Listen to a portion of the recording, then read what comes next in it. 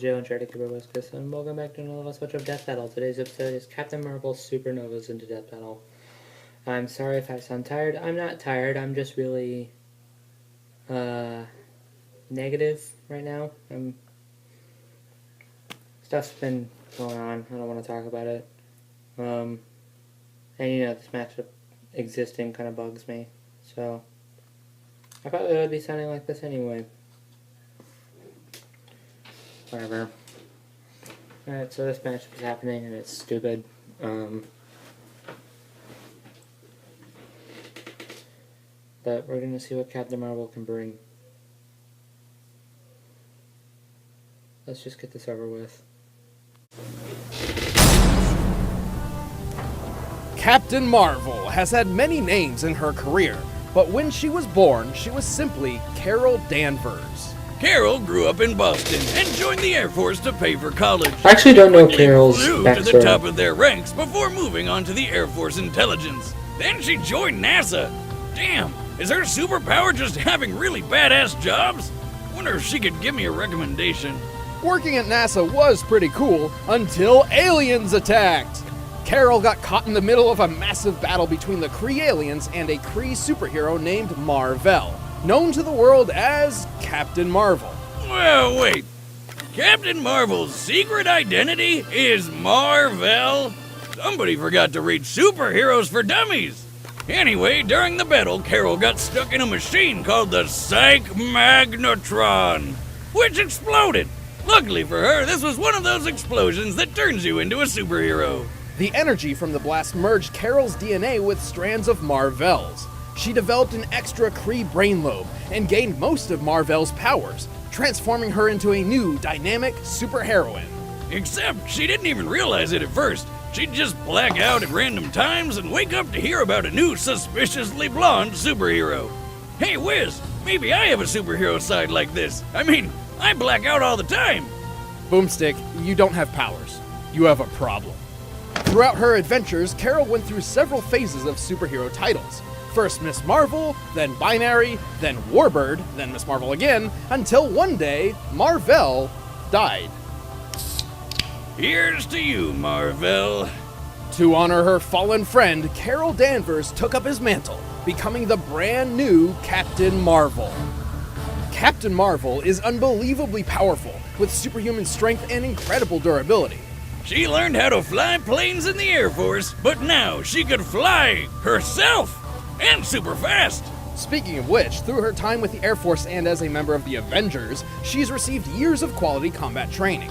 Not only can she hit hard, she can fire powerful concussive blasts of photon and stellar light energy from her hands, as well as create energy fields. As if all that weren't enough, Carol can open up an extra can of whoop-ass by absorbing energy. Absorbing anything from electricity to magic can make her even stronger. Unlike that time you tried to absorb power through the wall outlet. I still think that should have worked. Maybe I just need to give it another shot. I'm just gonna get my trusty knife here in this socket.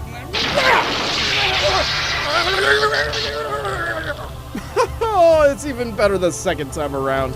Come back next week for the full episode of Android 18 versus Captain Marvel. Well, I guess I can say that it definitely made my day better, kind of, sort of. Meh.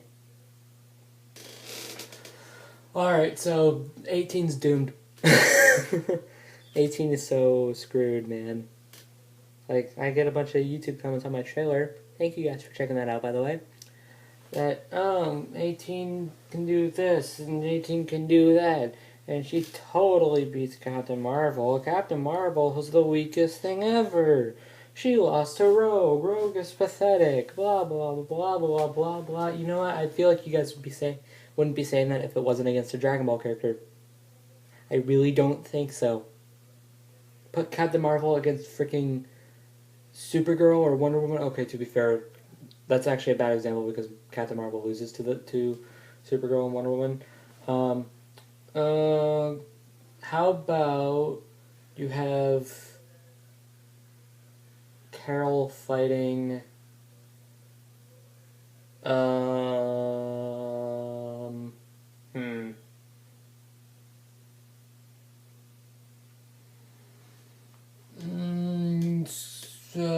trying to think.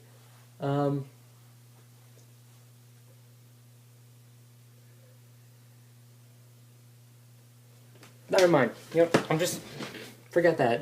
I'm just saying, you guys wouldn't be saying that Captain Marvel was pathetic if she wasn't fighting a Dragon Ball character. And it's funny. This is the first death battle I'm reacting to that features a Dragon Ball character. And that Dragon Ball character is gonna die. I'm sorry, but Carol's just way too powerful. She's beaten, she took on Thanos, who took on Galactus. She's on par with Thor. In fact, I think she's beaten Thor a couple times. Basically, she would be a pretty good match for Wonder Woman. That just shows how powerful Carol is. Now, granted, I think Carol would lose to Wonder Woman personally, but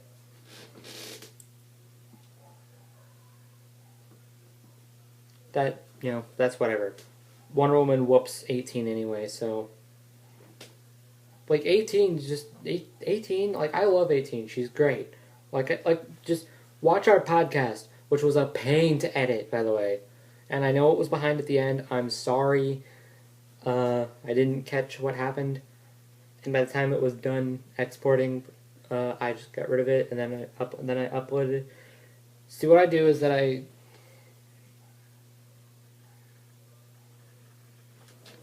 Alright, forget that. I just got a text saying I have to go in about 10 minutes.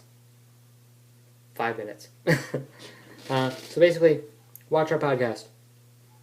The newest episode came out, and we basically just take the episode and go into just why 18 cannot beat Captain Marvel.